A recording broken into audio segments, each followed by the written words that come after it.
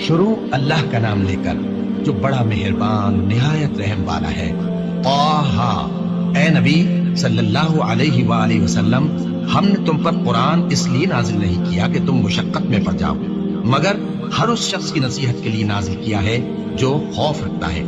یہ اس ذات کا اتارا ہوا ہے جس نے زمین اور اونچے اونچے آسمان بنائے، یعنی رحمان، جو عرش پر جلوہ افروز ہوا۔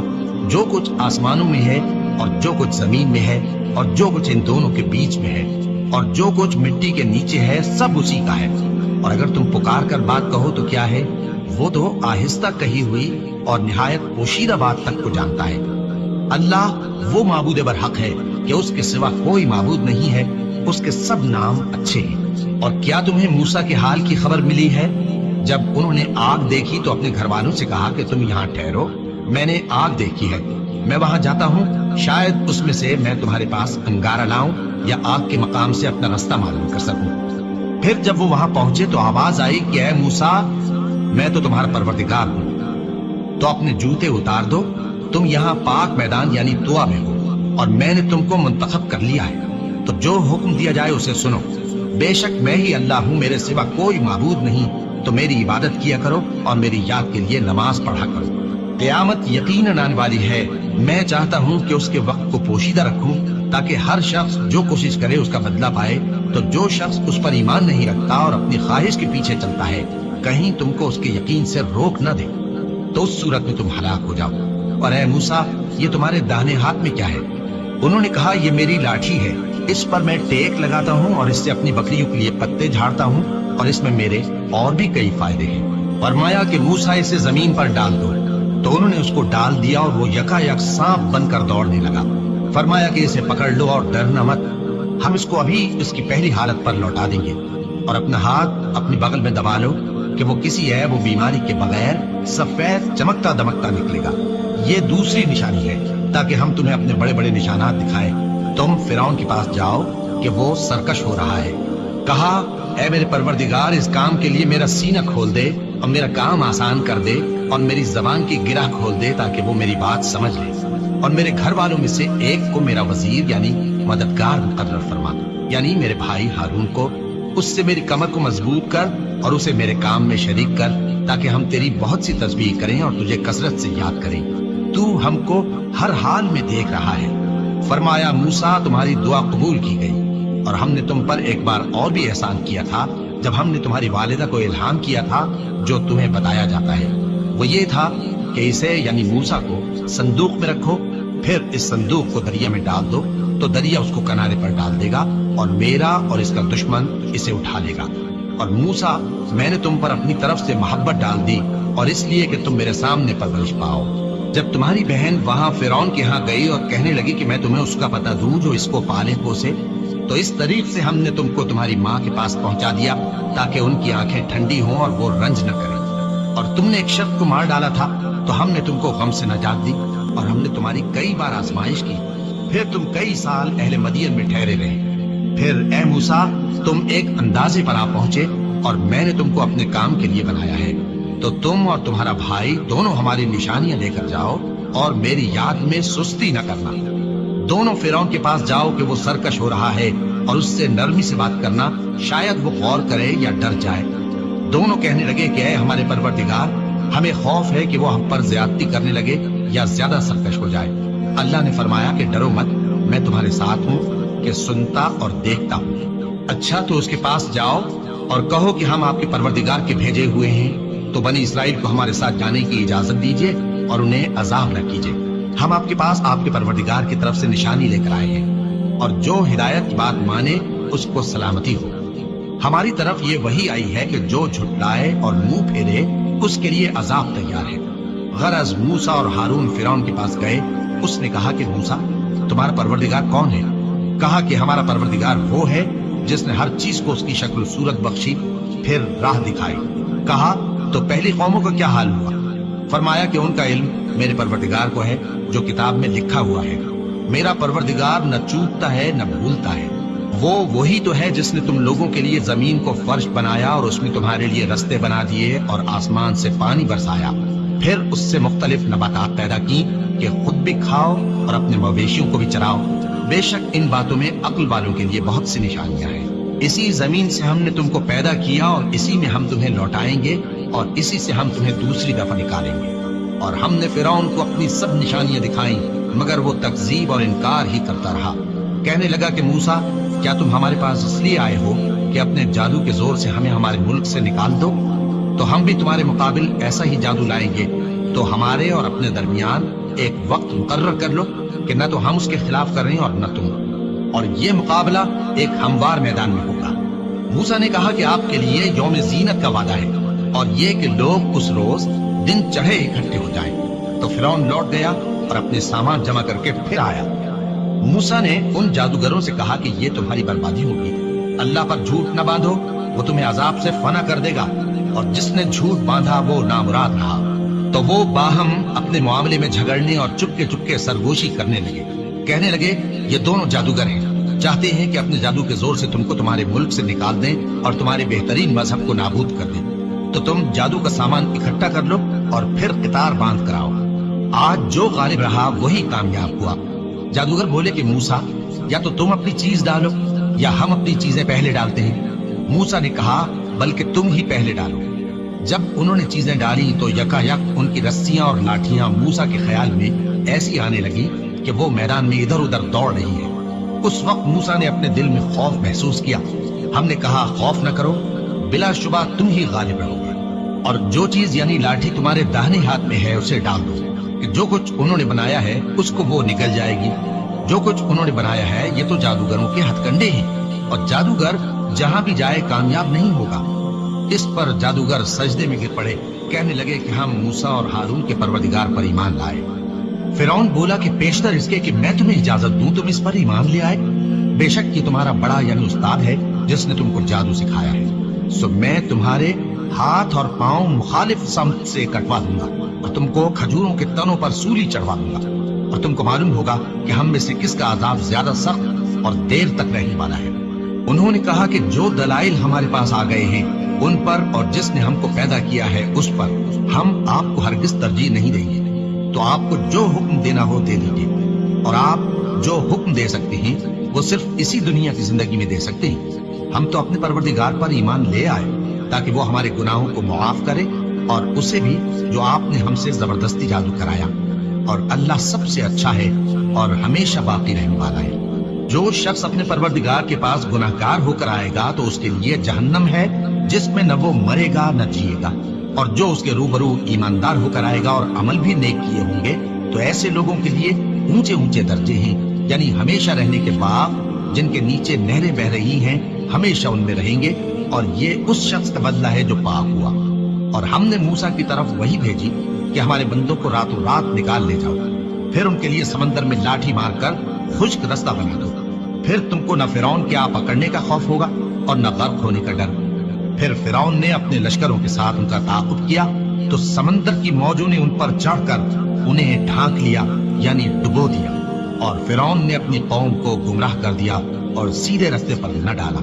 اے آل یعقوب، ہم نے تم کو تمہارے دشمن سے نجات دی اور تورات دینے کے لیے تم سے کوہ طور کی داہنی جانب مقرر کی، اور تم پر من اور سلوہ نازل کیا، اور حکم دیا کہ جو پاکیزہ چیزیں ہم نے تم کو دی ہیں ان کو کھاؤ اور اس میں حد سے نہ نکلنا، ورنہ تم پر میرا غضب نازل ہوگا، اور جس پر میرا غضب نازل ہوا وہ ہلاک ہو گیا۔ اور جو توبہ کرے اور ایمان لائے اور عمل نیک کرے پھر سیدھے رستے چلے اس کو میں بخش دینے والا ہوں۔ اور اے موسیٰ، تم نے اپنی قوم سے آگے چلے آنے میں کیوں جلدی کی؟ کہا وہ میرے پیچھے آ رہے ہیں۔ اور اے میرے پروردگار، میں نے تیری طرف آنے کی جلدی اس لیے کی کہ تو خوش ہو جائے۔ فرمایا کہ ہم نے تمہاری قوم کو تمہارے بعد آزمائش میں ڈال دیا ہے، اور سامری نے ان کو بہکا دیا ہے۔ اور موسیٰ غصے اور غم کی حالت میں اپنی قوم کے پاس واپس آئے اور کہنے لگے کہ اے قوم، کیا تمہارے پروردگار نے تم سے اچھا وعدہ نہیں کیا تھا؟ کیا میری جدائی کی مدت تمہیں لمبی معلوم ہوئی، یا تم نے یہ چاہا کہ تم پر تمہارے پروردگار کی طرف سے غضب نازل ہو، اور اس لیے تم نے مجھ سے جو وعدہ کیا تھا اس کے خلاف کیا؟ وہ کہنے لگے کہ ہم نے اپنے اختیار سے آپ سے وعدہ خلافی نہیں کی، لیکن ہم ان لوگوں کے زیوروں کا بوجھ اٹھائے ہوئے تھے، پھر ہم نے اس کو آگ میں ڈال دیا، اور اسی طرح سامری نے ڈال دیا۔ تو اس نے ان کے لیے ایک بچڑا بنا دیا، یعنی ایک بے جان جسم جس میں گائے کسی آواز تھی۔ تو لوگ کہنے لگے کہ یہی تمہارا معبود ہے اور یہی موسیٰ کا معبود ہے، مگر وہ بھول گئے ہیں۔ تو کیا یہ لوگ نہیں دیکھتے کہ وہ ان کی کسی بات کا جواب نہیں دیتا اور نہ ان کے نقصان اور نفع کا کچھ اختیار رکھتا ہے؟ اور ہارون نے ان سے پہلے ہی کہہ دیا تھا کہ لوگوں، اس کے ذریعے تمہیں فتنے میں ڈال دیا گیا ہے، اور تمہارا پروردگار تو رحمان ہی ہے، تو میری پیروی کرو اور میرا کہا مانو۔ وہ کہنے لگے کہ جب تک موسیٰ ہمارے پاس واپس نہ آئے ہم تو اس کی پوجا پر قائم رہیں گے۔ پھر موسیٰ نے ہارون سے کہا کہ اے ہارون، جب تم نے ان کو دیکھا تھا کہ گمراہ ہو گئے ہیں تو تم کو کس چیز نے روکا تھا؟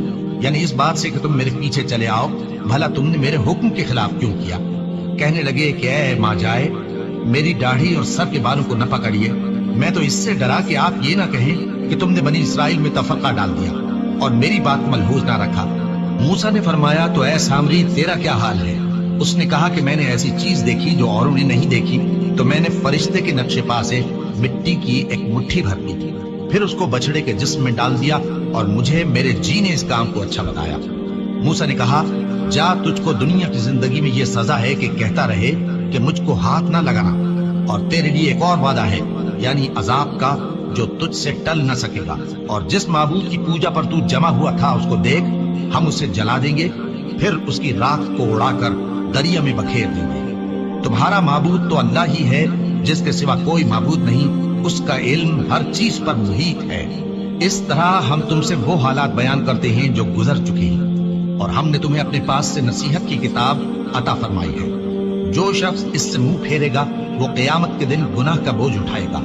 ایسے لوگ ہمیشہ اس عذاب میں مبتلا رہیں گے، اور یہ بوجھ قیامت کے روز ان کے لیے برا ہوگا، جس روز سور پھونکا جائے گا اور ہم گناہگاروں کو یوں اکٹھا کریں گے کہ ان کی آنکھیں نیلی نیلی ہوں گی، تو وہ آپس میں آہستہ آہستہ کہیں گے کہ تم دنیا میں صرف 10 ہی دن رہے ہو۔ جو باتیں یہ کریں گے ہم خوب جانتے ہیں۔ اس وقت ان میں سب سے اچھی راہ والا یعنی عاقل و ہوش مند کہے گا کہ نہیں، بلکہ صرف ایک ہی روز ٹھہرے ہو۔ اور اے نبی صلی اللہ علیہ وآلہ وسلم، لوگ تم سے پہاڑوں کے بارے میں دریافت کرتے ہیں، کہہ دو کہ میرا رب ان کو راکھ بنا کر بکھیر دے گا، پھر زمین کو ہموار میدان کر چھوڑے گا جس میں تم کوئی نشیب و فراز نہ دیکھو گے۔ اس روز لوگ پکارنے والے کے پیچھے چلیں گے اور اس کی پیروی سے انحراف نہ کر سکیں گے، اور رحمان کے سامنے آوازیں پست ہو جائیں گی، تو تم ایک ہلکی آواز کے سوا کوئی آواز نہ سنو گے۔ اس روز کسی کی سفارش کچھ فائدہ نہ دے گی مگر اس شخص کی جسے رحمان اجازت دے اور اس کی بات کو پسند فرمائے۔ جو کچھ ان کے آگے ہے اور جو کچھ ان کے پیچھے ہے وہ اس کو جانتا ہے، اور وہ اپنے علم سے اللہ کے علم کا احاطہ نہیں کر سکتے۔ اور اس زندہ و قائم کے روبرو منہ لٹک جائیں گے، اور جس نے ظلم کا بوجھ اٹھایا وہ نامراد رہا، اور جو نیک کام کرے گا اور مومن بھی ہوگا تو اس کو نہ ظلم کا خوف ہوگا اور نہ نقصان کا۔ اور ہم نے اس کو اسی طرح کا قرآن عربی نازل کیا ہے، اور اس میں طرح طرح کے ڈراوے بیان کر دیے ہیں تاکہ لوگ پرہیزگار بنے یا اللہ ان کے لیے نصیحت پیدا کر دے۔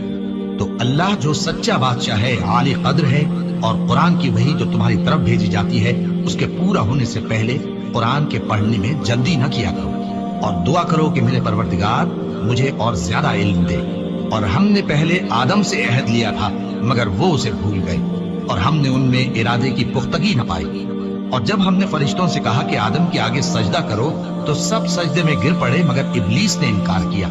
اس پر ہم نے فرمایا کہ آدم، یہ تمہارا اور تمہاری بیوی کا دشمن ہے، تو یہ کہیں تم دونوں کو بہشت سے نہ نکلوا دے، پھر تم تکلیف میں پڑ جاؤ۔ یہاں تم کو یہ آسائش ہے کہ نہ بھوکے رہو نہ ننگے، اور یہ کہ نہ پیاسے رہو اور نہ دھوپ کھاؤ۔ پھر شیطان نے ان کے دل میں وسوسہ ڈالا اور کہا کہ آدم، بھلا میں تم کو ایسا درخت بتاؤں جو ہمیشہ کی زندگی کا باعث ہو اور ایسی بادشاہت کہ کبھی زائل نہ ہو؟ تو دونوں نے اس درخت کا پھل کھا لیا تو ان پر ان کی شرم گاہیں ظاہر ہو گئیں، اور وہ اپنے اوپر بہشت کے پتے چپکانے لگے۔ اور آدم نے اپنے پروردگار کے حکم کے خلاف کیا تو وہ اپنے مقصد سے بے راہ ہو گئے۔ پھر ان کے پروردگار نے ان کو نوازا تو ان پر مہربانی سے توجہ فرمائی اور سیدھی راہ بتائی۔ فرمایا کہ تم دونوں یہاں سے نیچے اتر جاؤ، تم میں بعض کے دشمن ہوں گے، پھر اگر میری طرف سے تمہارے پاس ہدایت آئے تو جو شخص میری ہدایت کی پیروی کرے گا وہ نہ گمراہ ہوگا اور نہ تکلیف میں پڑے گا، اور جو میری نصیحت سے منہ پھیرے گا اس کی زندگی تنگ ہو جائے گی، اور قیامت کو ہم اسے اندھا کر کے اٹھائیں گے۔ وہ کہے گا کہ میرے پروردگار، تو نے مجھے اندھا کر کے کیوں اٹھایا؟ میں تو دیکھتا بھالتا تھا۔ اللہ فرمائے گا کہ ایسا ہی چاہیے تھا، تیرے پاس ہماری آیتیں آئیں تو तूने उनको भुला दिया, इसी तरह आज हम तुझको भुला देंगे। और जो शख्स हद से निकल जाए और अपने परवरदिगार की आयतों पर ईमान न लाए, हम उसको ऐसा ही बदला देते हैं, और आखिरत का अजाब बहुत सख्त और हमेशा बाकी रहने वाला है।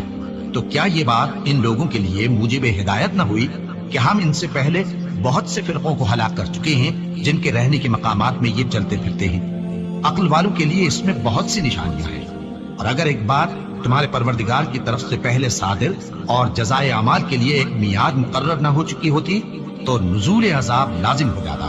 बस जो कुछ ये बकवास करते हैं उस पर सब्र करो और सूरज के निकलने से पहले और उसके गुरूब होने से पहले अपने परवरदिगार की तस्बीह और तहमीद किया करो, और रात की कुछ घड़ियों में भी उसकी तस्बीह किया करो, और दिन के मुख्तलिफ औकात यानी दोपहर के वक्त भी, ताकि तुम खुश हो जाओ।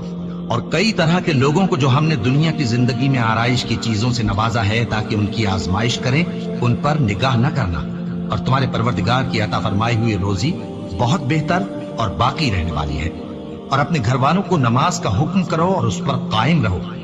हम तुमसे रोजी के खासगार नहीं, बल्कि तुम्हें हम रोजी देते हैं, और नेक अंजाम अहले तकवा का है। और कहते हैं कि ये पैगंबर अपने परवरदिगार की तरफ से हमारे पास कोई निशानी क्यों नहीं लाए? क्या इनके पास पहली किताबों की निशानी नहीं आई? और अगर हम इनको पैगंबर के भेजने से पेशतर किसी अजाब से हलाक कर देते तो ये कहते कि ऐ हमारे परवरदिगार, तूने हमारी तरफ कोई पैगंबर क्यों न भेजा कि हम जलील और रुस्वा होने से पहले तेरे अहकाम की पैरवी करते। कह दो कि सब नताइज अमाल के मुंतजिर हैं, सो तुम भी मुंतजिर रहो। अनकरीब तुमको मालूम हो जाएगा कि दीन के सीधे रास्ते पर चलने वाले कौन हैं और जन्नत की तरफ राह पाने वाले कौन हैं, हम या तुम।